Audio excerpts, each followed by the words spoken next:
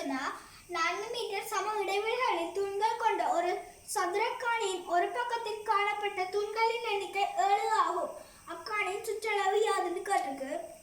அதுக்கு நம்ம முதல்ல ஒரு சதுரத்தை கூறணும். ஒரு பக்கத்துல 7 தூண். அப்போ 1 2 3 4 7 தூண். அப்ப இந்த 7 தூணுக்கும் இடையில எத்தனை இடைவெளின்னு பார்க்கணும். 1 2 3 4 5 6 6 இடைவெளி. ஒரு இடைவெளி எத்தனை மீட்டர்னா 4 மீட்டர். அப்ப இந்த 6 இடைவெளிய 4 மீட்டரால பெருக்கணும். 6 4 24. அப்ப இந்த ஒரு பக்கத்துல நீளம் 24 மீட்டர்.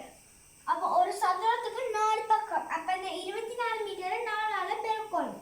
4 16 6 1 மீதி 4 2 8 8 1 9. அப்ப அந்த காணியின் சுற்றளவு எத்தனை மீட்டர்டா? 96 மீட்டர் ஆகும்.